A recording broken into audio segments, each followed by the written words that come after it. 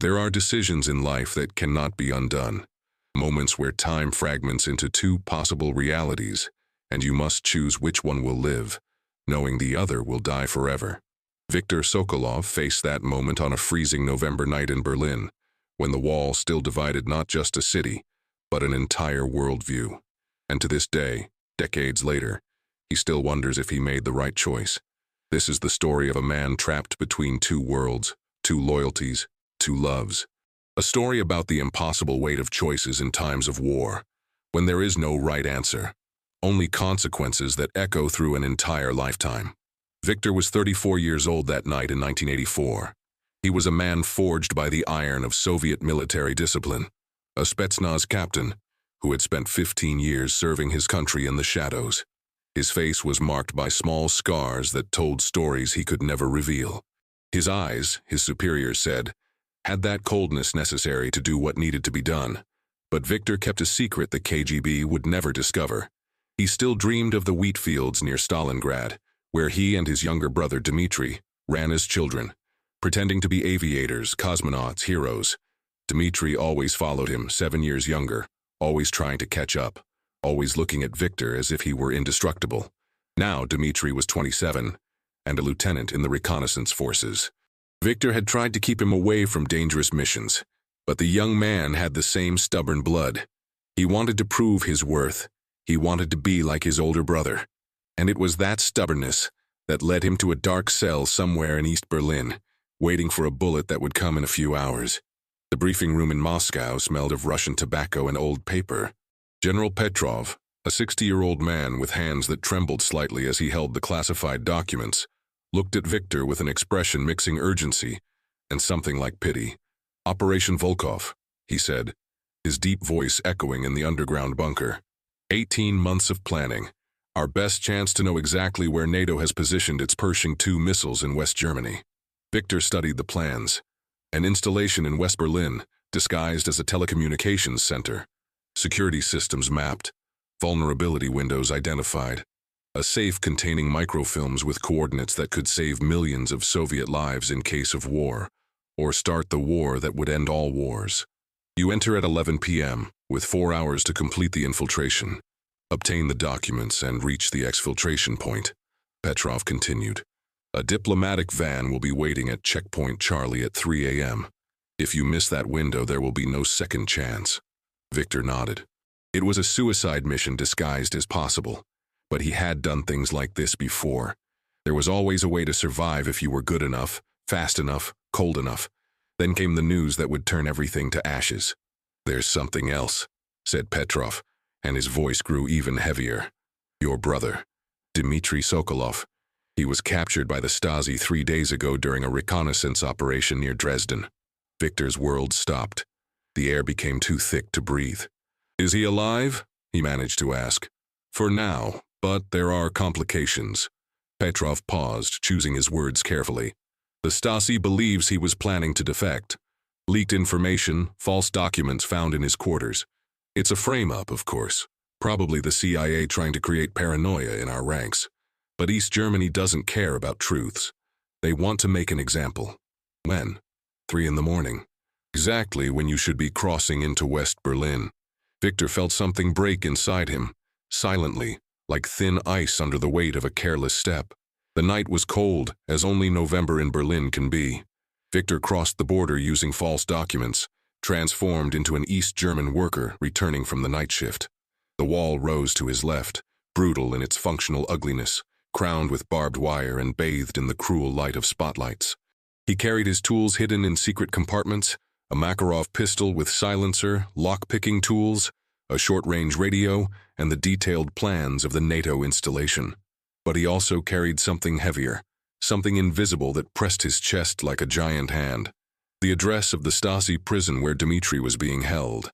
He shouldn't know, but Viktor had contacts, people who owed him favors, ghosts inhabiting the spaces between East and West. The prison was only 8 kilometers from the NATO installation, 8 kilometers in the opposite direction from his escape route.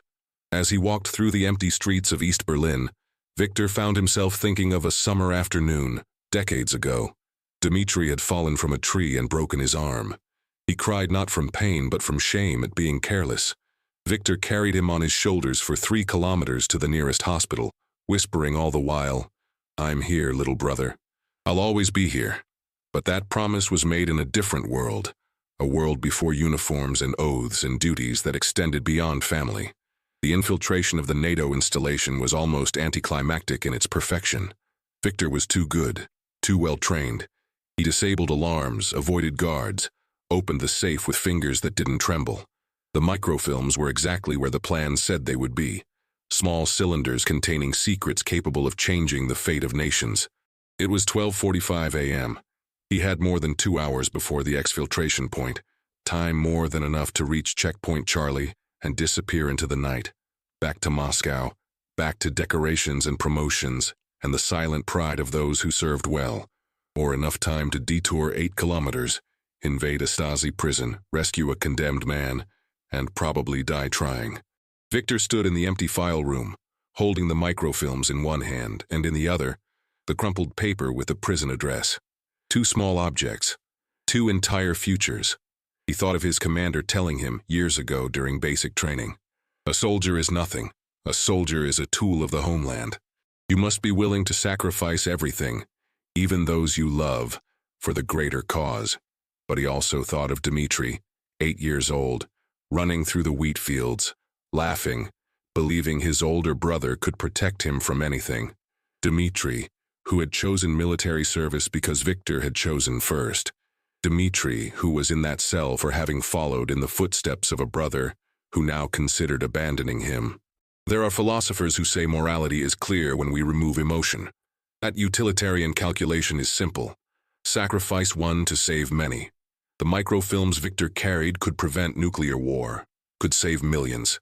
How could one man, even being his brother, weigh more than millions? But Viktor knew these people had never looked into the eyes of someone they loved and known they had the power to save them, but chose not to. Never carried the weight of knowing that while you were safe, someone who trusted you died alone, confused, wondering why you didn't come. He left the NATO installation with the microfilms secure in his coat. His legs moved toward the exfiltration point, following the plan, following the training. But his mind was elsewhere, in a dark cell where clocks advanced inexorably toward 3 a.m. Viktor began to run, not toward Checkpoint Charlie, toward the prison. Some decisions you make with your head. Others, you make with your heart. And some, you discover, were made long ago in wheat fields under the summer sun, when you promised to always be there. The Stasi prison was a fortress of concrete and paranoia. Guards at every corner, cameras that missed nothing, protocols that assumed everyone was a spy because frequently they were. Viktor had an hour and 15 minutes before Dmitri would be taken to the execution yard. He had no plan. There was no time for plans. There was only movement, instinct, and the cold clarity that comes when you accept you'll probably die, but still must try. Entry through the sewer tunnels, climbing the outer wall using only strength and will. The throat of a guard cut in silence, a movement Viktor would repeat in nightmares for the rest of his life. Each step was a bet against death, and the house always had the advantage. But Viktor had something the house didn't. Desperation transformed into lethal precision. He found Dmitri in cell 47, in the basement. His brother was too thin, with sunken eyes and an ugly bruise on the side of his face. When he recognized Viktor, his expression wasn't relief, but horror. "No," Dmitri whispered. "Viktor, no, you have a mission. You can't be here." "Shut up and come with me," Viktor responded, working on the lock with hands that finally trembled. "They'll kill you. They'll kill us both. And the mission? To hell with the mission." 3 words that would cost everything. They almost made it. Almost reached the outer wall. Almost escaped into Berlin's shadows. But almost doesn't count in operations where every second is calculated and every variable predicted. The alarms sounded when they were 50 meters from freedom. Spotlights cut through the night like blades of light, voices shouting in German, the sound of boots running. Viktor pushed Dmitri ahead. "Run! Checkpoint Charlie, coordinates I gave you, go. Not without you. I said run." What happened in the next few minutes was a blur of violence and desperation. Viktor covering Dmitri's escape with precise shots. Dmitri hesitating, coming back. Viktor being hit in the leg, continuing to shoot. Dmitri finally running, tears in his eyes, knowing he was leaving his brother behind. When the Stasi guards reached Viktor, he had 3 bullets left in his Makarov. He could use them on them. Could use one on himself. Instead, he dropped the weapon and put his hands on his head. Because even now, even at the end, there was one last calculation. If he resisted and died, the search for Dmitri would be relentless. If he surrendered, if he became the focus, maybe his brother would have a chance. Even now, he was making choices. Even now, he was saving Dmitri. Dmitri managed to cross into West Berlin that night, using the emergency contacts Viktor had memorized for him as they fled. Eventually, he reached London, then the United States. He built a life there, a good life with a wife and children who never knew an uncle who sacrificed everything for them to exist. Viktor spent 18 years in a Siberian prison, 18 winters where the cold penetrated to the bones, 18 years thinking about the choice he made, turning it over in his mind like a man turns a stone in his hands, searching for something he'll never find. The Soviet Union crumbled. The wall fell. The Cold War ended not with nuclear fire, but with an exhausted sigh. The microfilms Viktor was supposed to deliver, they became irrelevant in 3 years, when arms reduction treaties changed the entire strategic landscape. The millions of lives he was supposed to save, perhaps they were never in real danger. Or maybe they were and he failed. There's no way to know. This is the cruelty of historical choices. You never see the path you didn't take. When Viktor was finally released in 2002, he was a 52-year-old man with white hair and hands that trembled from permanent cold. Dmitri met him at the Moscow airport, 60 years old now, well-dressed, eyes full of tears and guilt. They embraced without words because there were no words for what they needed to say. Today, Viktor is 74 years old. He lives in a small apartment in St. Petersburg with a modest pension and memories that weigh more than any metal. Dmitri visits him twice a year, bringing photos of grandchildren and stories of a life that wouldn't exist if Viktor had made the right choice. Sometimes they drink vodka and don't talk about that night. Other times, Dmitri whispers, "You shouldn't have come back for me. You wasted your life." And Viktor always responds the same thing. "I didn't waste anything. I chose what was most important." But was it? This is the question Viktor carries like a wound that never heals. Did he save one man and perhaps condemn millions? Did he honor fraternal love and betray his country? Or did he do the only human thing possible in an inhuman world? The truth is, there is no answer. There is only the choice, suspended forever on that November night in 1984, when a man stood at the crossroads between duty and love and had to decide which path to follow.